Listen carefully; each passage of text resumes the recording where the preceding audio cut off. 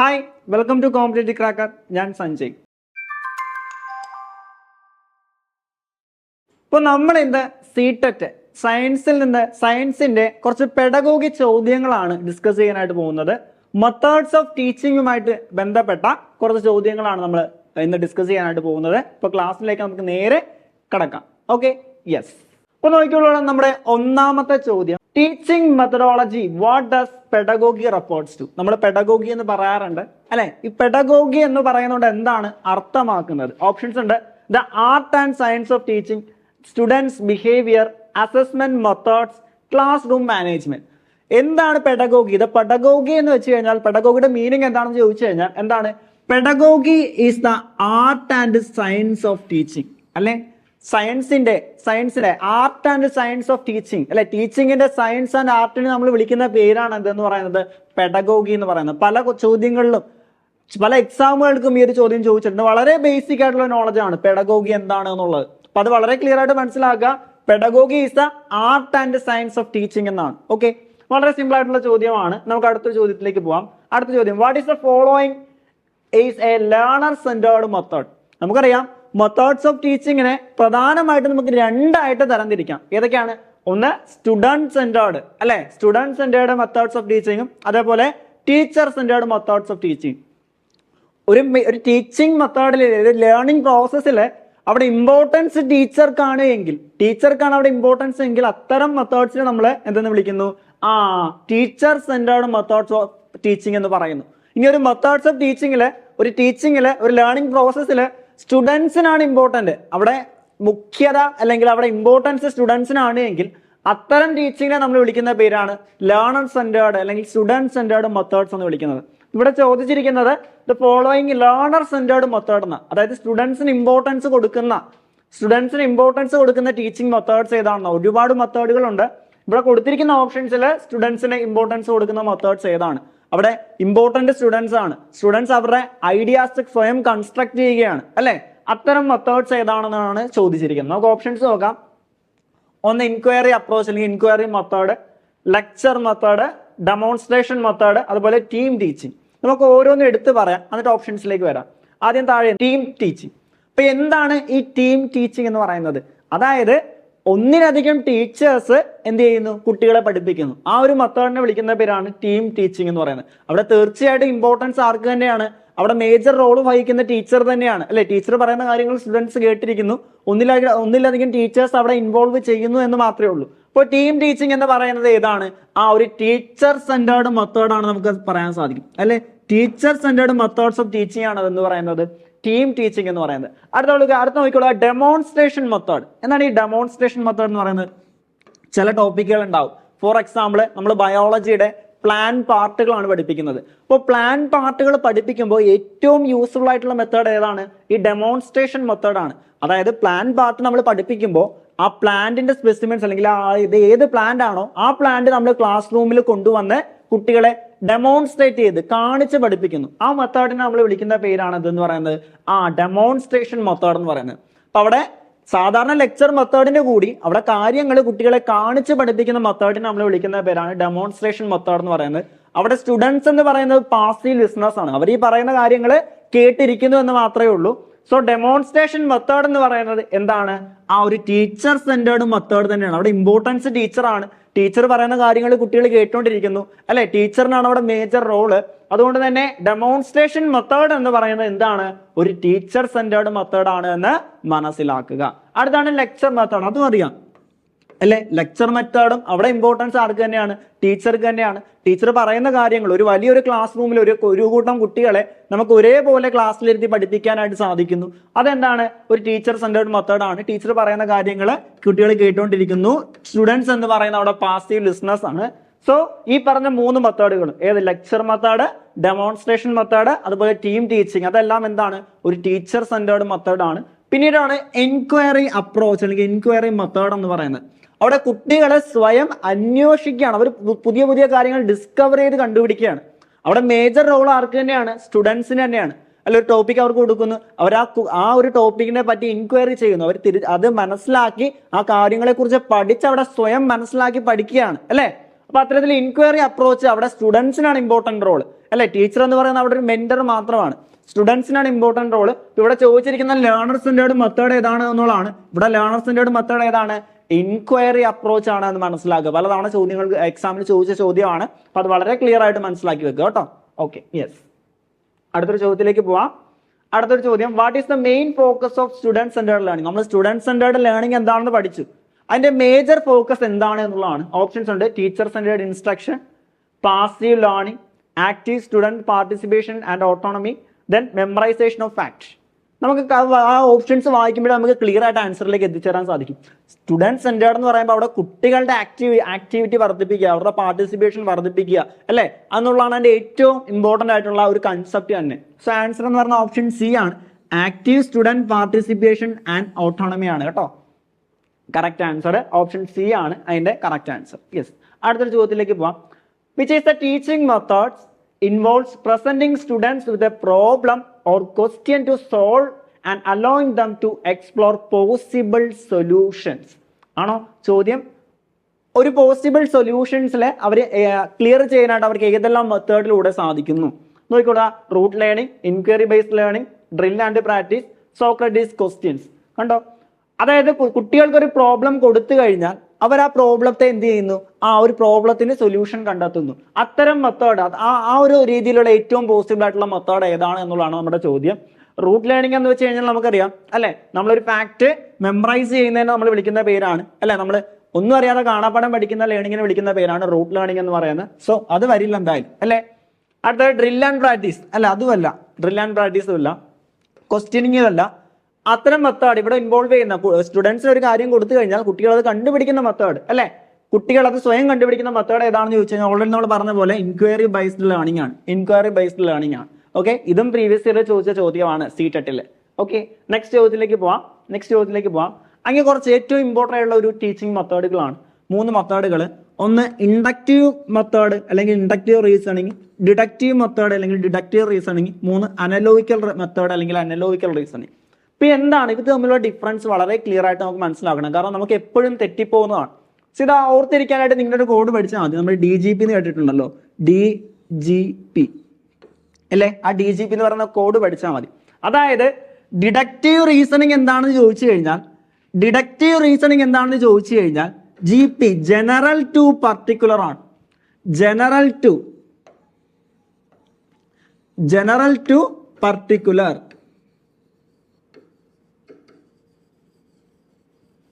ആണോ? അതാണ് deductive reasoning അല്ലെങ്കിൽ ഡിഡക്റ്റീവ് മെത്തേഡ് എന്താണെന്ന് ചോദിച്ചു കഴിഞ്ഞാൽ ജനറൽ ടു പർട്ടിക്കുലർ ആണ്. ജനറൽ ടു പർട്ടിക്കുലർ മെത്തേഡിനെ നമ്മൾ വിളിക്കുന്ന പേരാണ് എന്തെന്ന് പറയുന്നത്? ഡിഡക്റ്റീവ് റീസണിങ് എന്ന് പറയുന്നത് അല്ലെ. ഡിഡക്റ്റീവ് റീസണിങ് എന്ന് പറയുന്നത്. അപ്പൊ എന്തായിരിക്കും ഇൻഡക്റ്റീവ്? നേരെ തിരിച്ചു പറഞ്ഞാൽ അത് ഇൻഡക്റ്റീവ് എന്ന് വെച്ചാൽ എന്താണ്? ഇൻഡക്റ്റീവ് എന്ന് വെച്ച് കഴിഞ്ഞാൽ പർട്ടിക്കുലർ ടു ജനറൽ വിളിക്കുന്ന പേര് ഇൻഡക്റ്റീവ് റീസണിങ് എന്നാണ്. അപ്പോൾ ഇൻഡക്റ്റീവും ഡിഡക്റ്റീവും വളരെ ക്ലിയർ ആയിട്ട് മനസ്സിലാക്കുക. ഈ 3 മെത്തേഡ്സ് ഓഫ് ടീച്ചിങ് തന്നെയാണ്. അതിൽ ഡിഡക്റ്റീവ് എന്താണെന്ന് ഓർത്തു കഴിഞ്ഞാൽ DGP എന്ന് ഓർക്കുക. General to particular. ഒരു കാര്യം നമ്മൾ ജനറലിൽ നിന്ന് നമ്മൾ പർട്ടിക്കുലറിലേക്ക് പോകുന്നു, അല്ലെങ്കിൽ കോംപ്ലക്സ് ടു സിമ്പിൾ ഐഡിയാസിലേക്ക് നമ്മൾ പോകുന്നു. അത് നമ്മൾ വിളിക്കുന്ന പേരാണ് ഡിഡക്റ്റീവ് റീസണിങ് എന്ന് പറയുന്നത്. ഇനി ഇൻഡക്റ്റീവ് റീസണിങ് എന്താണെന്ന് വെച്ച് കഴിഞ്ഞാൽ അത് പർട്ടിക്കുലർ ടു ജനറൽ ആണ് അല്ലെ. അതായത് സിമ്പിൾ ടു കോംപ്ലക്സ്, സിമ്പിളിൽ നിന്ന് കോംപ്ലക്സിലേക്ക് നമ്മൾ കാര്യങ്ങൾ കൊണ്ടുപോകുന്നു, പഠിപ്പിക്കുന്നു. അത്തരം മെത്തേഡ് നമ്മൾ വിളിക്കുന്ന പേര് ഇൻഡക്റ്റീവ് മെത്തേഡ് എന്നാണ്. ഡിഡക്റ്റീവ് മെത്തേഡും വളരെ ക്ലിയർ ആയിട്ട് മനസ്സിലാക്കുക. തിരിഞ്ഞു പോകുമെന്ന് പറഞ്ഞു, അതുകൊണ്ട് നമ്മൾ ഈ DGP എന്ന് പറയുന്ന കോഡ് ഓർത്താൽ മതി.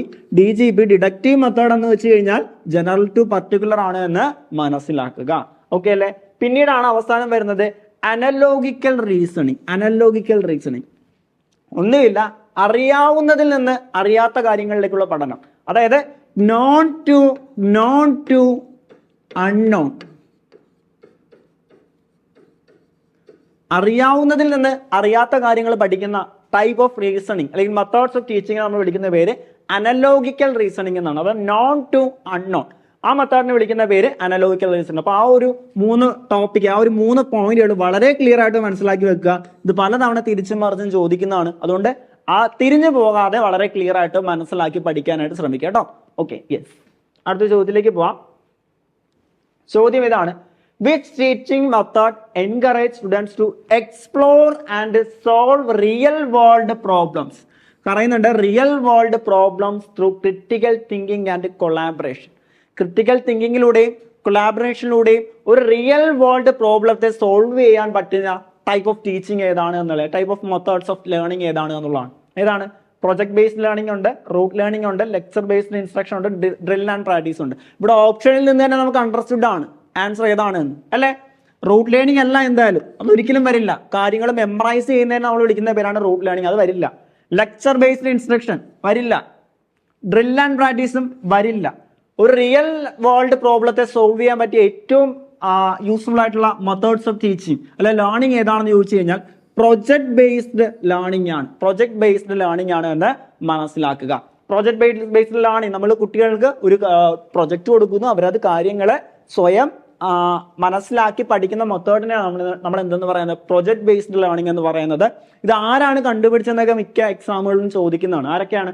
രണ്ടുപേര് ചേർന്നാണ്. എങ്കിലും കൂടുതൽ ഇമ്പോർട്ടൻസ് കൊടുത്ത ആർക്ക് തന്നെയാണ്? ആര് തന്നെയാണ്?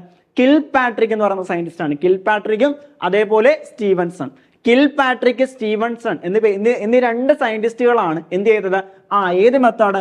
പ്രൊജക്ട് മെത്തേഡിന് കൂടുതൽ ഇമ്പോർട്ടൻസ് കൊടുത്തത്, അല്ലെങ്കിൽ അത് ഫോർമുലേറ്റ് ചെയ്തത്. അതിൽ ഒരാളുടെ പേര് മാത്രമാണ് ചോദിക്കുന്നതെങ്കിൽ എപ്പോഴും ചോദിക്കുന്നത് കിൽ പാട്രിക് തന്നെ ആയിരിക്കും. കിൽ പാട്രിക്കിനോടൊപ്പം സ്റ്റീവൻസണും ഈ മെത്തേഡിൽ കൂടുതൽ ഇമ്പോർട്ടൻസ് കൊടുത്തിട്ടുണ്ട് എന്ന് കൂടി മനസ്സിലാക്കുക. അപ്പൊ ഇത് ഫോർമുലേറ്റ് ചെയ്തത് ഓപ്ഷൻസിൽ കിൽ പാട്രിക് ഉണ്ട് എങ്കിൽ കിൽ പാട്രിക് തന്നെയാണ് അതിന്റെ ആൻസർ. രണ്ടുപേരും കൂടെ ചേർന്നാണ്. കിൽ പാട്രിക്കും ഉണ്ട്, സ്റ്റീവൻസണും ഉണ്ട് കേട്ടോ.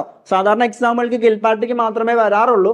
അപ്പോൾ കിൽ പാട്രിക് മാത്രമേ ഓപ്ഷൻ ഉള്ളൂ എങ്കിൽ തീർച്ചയായിട്ടും അത് മാത്രം നിങ്ങൾ എന്ത് ചെയ്താൽ മതി, ആൻസർ ആയിട്ട് എടുത്താൽ മതി. അടുത്തത്, which method proposed by H.E. Armstrong. H.E. Armstrong propose ചെയ്ത മെത്തേഡ്സ് ഏതാണെന്നുള്ളതാണ്. Discovery method, project method, heuristic method, lecture cum demonstration method. Okay, അതിൽ H.E. ആംസ്ട്രോങ് പ്രപ്പോസ് ചെയ്ത മെത്തേഡ് ഓൾറെഡി നമ്മൾ ലെക്ചർ ഡെമോൺസ്ട്രേഷൻ മെത്തേഡ് എന്താണെന്ന് പറഞ്ഞു. ഒരു കാര്യങ്ങൾ ഡെമോൺസ്ട്രേറ്റ് ചെയ്ത മെത്തേഡിന് നമ്മൾ വിളിക്കുന്ന പേരാണ് ലെക്ചർ കം ഡെമോൺസ്ട്രേഷൻ മെത്തേഡ് എന്ന് പറയുന്നത്. പിന്നീട് പ്രൊജക്ട് മെത്തേഡ് പ്രപ്പോസ് ചെയ്ത ആരാണ് നമ്മൾ ഓൾറെഡി പറഞ്ഞു, സ്റ്റീവൻസണും കിൽ പാട്രിക്കും ചേർന്നാണ് എന്ന് പറഞ്ഞു. അപ്പൊ അത് വരില്ല. ലെക്ചർ മെത്തേഡും വരില്ല. ഡിസ്കവറി മെത്തേഡ് അല്ലെ, പുതിയ കാര്യങ്ങൾ കണ്ടുപിടിക്കും. ഡിസ്കവറി മെത്തേഡ് കൊണ്ടുവന്നത് ആരാണ്? ബ്രൂണർ ആണ് എന്ന് മനസ്സിലാക്കുക അല്ലെ. ബ്രൂണർ എന്ന് പറയുന്ന സയന്റിസ്റ്റ് ആണ് ഡിസ്കവറി മെത്തേഡ് കൊണ്ടുവന്നത്. സോ അതും ഇല്ല. ആൻസർ ഏതാണ്?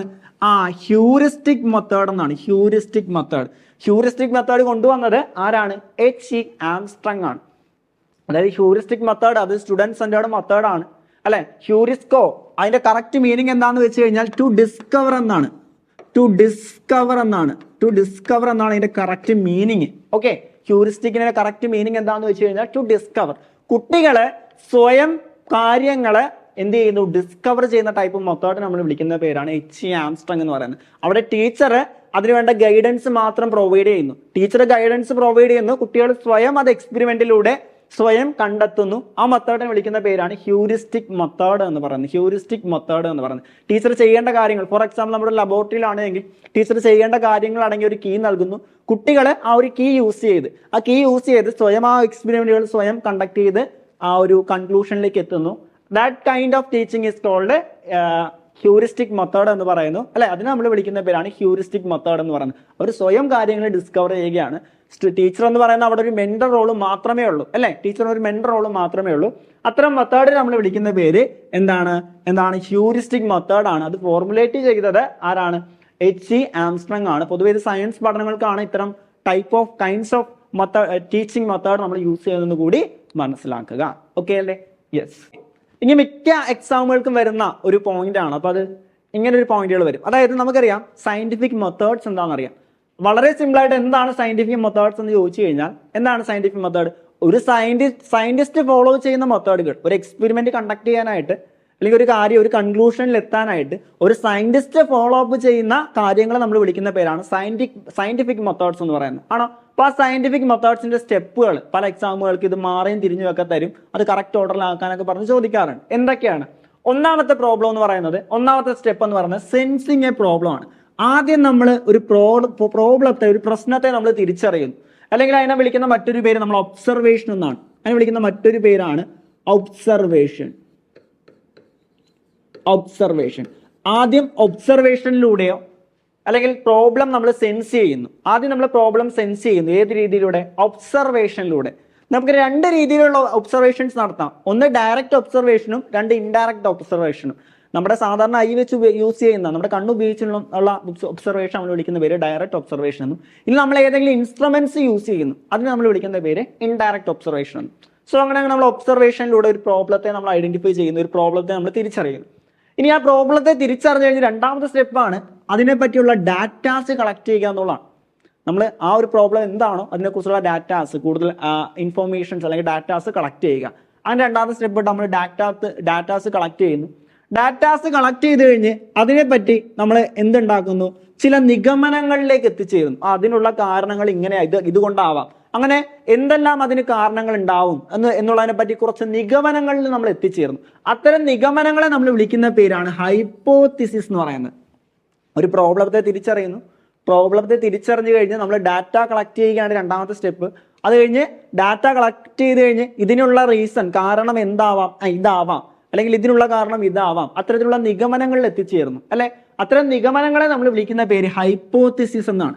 ഇത്തരത്തിൽ ഹൈപ്പോത്തിസിസിൽ എത്തിക്കഴിഞ്ഞു കഴിഞ്ഞാൽ നമ്മൾ ഈ ഹൈപ്പോത്തിസിസുകളെ എന്ത് ചെയ്യുന്നു, അനാലിസിസ് ചെയ്യുന്നു. ഹൈപ്പോത്തിസിസുകളെ നമ്മൾ അനാലിസിസ് ചെയ്യുന്നു. എന്ത് മുഖേന? എക്സ്പെരിമെന്റ് മുഖേന നമ്മൾ ഇതിനെ അനാലിസിസ് ചെയ്യുന്നു. നമ്മൾ ചെയ്ത കാര്യങ്ങൾ അല്ലെങ്കിൽ നമ്മൾ ഉദ്ദേശിച്ച കാര്യങ്ങൾ ശരിയാണോ തെറ്റാണോ എന്നൊക്കെ നമ്മൾ അറിയാൻ വേണ്ടിയിട്ട് ഈ പറഞ്ഞ ഹൈപ്പോത്തിസിസുകളെ നമ്മൾ അനലൈസ് ചെയ്യുന്നു എന്നുള്ളതാണ്. എക്സ്പെരിമെന്റിലൂടെ അനലൈസ് ചെയ്യുന്നു. അത്തരത്തിൽ അനലൈസ് ചെയ്യുമ്പോൾ ഇപ്പോൾ 3 ഹൈപ്പോത്തിസിസ് ഉണ്ടെന്ന് ഓർക്കുക. ഹൈപ്പോത്തിസിസ് 1, അതായത് എൻ്റെ ഒന്നാമത്തെ നിഗമനം, എൻ്റെ രണ്ടാമത്തെ നിഗമനം ഹൈപ്പോത്തിസിസ് 2, എൻ്റെ മൂന്നാമത്തെ നിഗമനം ഹൈപ്പോത്തിസിസ് 3. എന്നിട്ട് ഞാൻ ഇതിനെ അനലൈസ് ചെയ്യുകയാണ്, എക്സ്പെരിമെന്റ് ചെയ്യുകയാണ്. അപ്പൊ അനലൈസ് ചെയ്യുമ്പോൾ ഞാൻ മനസ്സിലാക്കുന്നു ഈ ഒന്നാമത്തെ ഹൈപ്പോത്തിസിസും അതേപോലെ മൂന്നാമത്തെ ഹൈപ്പോത്തിസിസും എൻ്റെ മിസ്റ്റേക്ക് ആണ്, അതിൽ തെറ്റാണ്. അതിൽ ശരിയായിട്ടുള്ള ഹൈപ്പോത്തിസിസ് 2 മാത്രമാണ്. ഞാൻ 3 നിഗമനങ്ങളിൽ എത്തിച്ചേർന്നു. അതിൽ ടെസ്റ്റ് ചെയ്യുമ്പോൾ, അനലൈസ് ചെയ്യുമ്പോൾ തെറ്റായിട്ടുള്ള 1ഉം 3ഉം തെറ്റാണ്, 2ആണ് ശരിയായിട്ടുള്ളതെന്ന് ഞാൻ എക്സ്പെരിമെന്റിലൂടെ അത് തെളിയിക്കുന്നു. അതിൽ ഈ തെറ്റായിട്ടുള്ള ഹൈപ്പോത്തിസിസുകളെ നമ്മൾ വിളിക്കുന്ന പേരാണ് എന്തെന്ന് പറയുന്നത്, നൾ ഹൈപ്പോത്തിസിസ് എന്ന് പറയുന്നത്. നൾ ഹൈപ്പോത്തിസിസ് അല്ലെ. തെറ്റായ ഹൈപ്പോത്തിസിസുകളെ നമ്മൾ വിളിക്കുന്ന പേര് നൾ ഹൈപ്പോത്തിസിസ്. അതിൽ തെറ്റായിട്ടുള്ള ഹൈപ്പോത്തിസിസുകളെ അല്ലെങ്കിൽ നൾ ഹൈപ്പോത്തിസിസുകളെ നമ്മൾ റിജക്ട് ചെയ്യുകയും ശരിയായിട്ടുള്ള ഹൈപ്പോത്തിസിസിനെ മാത്രം നമ്മൾ എന്ത് ചെയ്യുന്നു, അക്സെപ്റ്റ് ചെയ്യുകയും ചെയ്യുന്നു. കണ്ടോ, accept or rejection of hypothesis.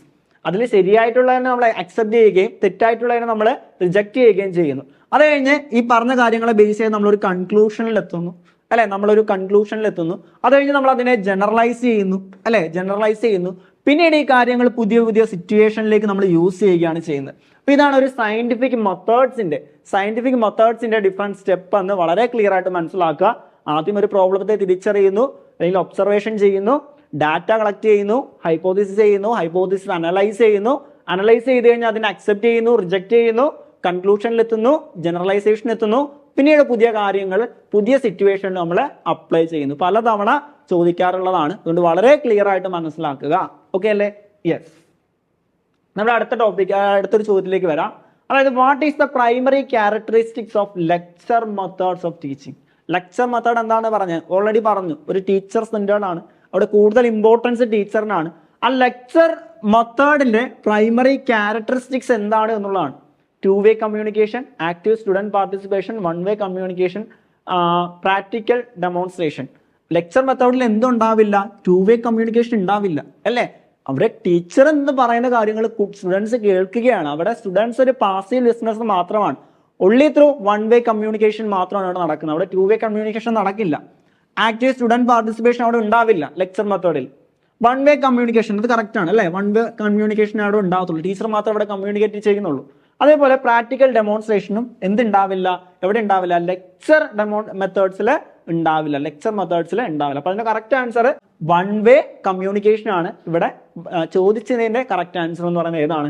1-way communication ആണ് എന്ത് ലെക്ചർ മെത്തേഡിന്റെ പ്രൈമറി ക്യാരക്ടറിസ്റ്റിക്സ് എന്ന് പറയുന്നത്. സോ ഇതെല്ലാം പ്രീവിയസ് ചോദിച്ച ചോദ്യങ്ങളാണ്. മെത്തേഡ്സ് ഓഫ് ടീച്ചിങ്ങിൽ ഇതുപോലുള്ള ചോദ്യങ്ങൾ മിക്കപ്പോഴും വരുന്നതാണ്. ഓക്കെ അല്ലേ? യെസ്. നമ്മൾ CTET-ന്റെ നമുക്കറിയാം എക്സാം അടുത്ത് വരുന്നു. CTET-ന് വേണ്ടി പുതിയൊരു നമ്മളൊരു 30 ഡേയ്സിന്റെ ബാച്ച് നമ്മൾ സ്റ്റാർട്ട് ചെയ്യുന്നുണ്ട് അല്ലേ. സൂപ്പർ 13 എന്ന് പറയുന്ന ഒരു ബാച്ചാണ് നമ്മൾ സ്റ്റാർട്ട് ചെയ്യുന്നത്. അപ്പോൾ നമ്മൾ ആ ഒരു ടോപ്പിക്കിനെ ബേസ് ചെയ്തുള്ള ലൈവ് സെക്ഷനുകളും അതേപോലെ റെക്കോർഡ് ക്ലാസ്സുകളും എക്സാമുകളും മെന്റർഷിപ്പുകളും എല്ലാം നിങ്ങൾക്ക് പ്രൊവൈഡ് ചെയ്യുന്നുണ്ട്. സോ ക്ലാസ്സിൽ ജോയിൻ ചെയ്യാൻ ആഗ്രഹിക്കുന്ന കുട്ടികളെ തീർച്ചയായിട്ടും താഴെ കാണുന്ന നമ്പറിൽ ഞങ്ങളെ കോൺടാക്ട് ചെയ്യുക. അപ്പോൾ മറ്റൊരു ക്ലാസ്സുമായിട്ട് നമുക്ക് വീണ്ടും കാണാം. Thank you so much.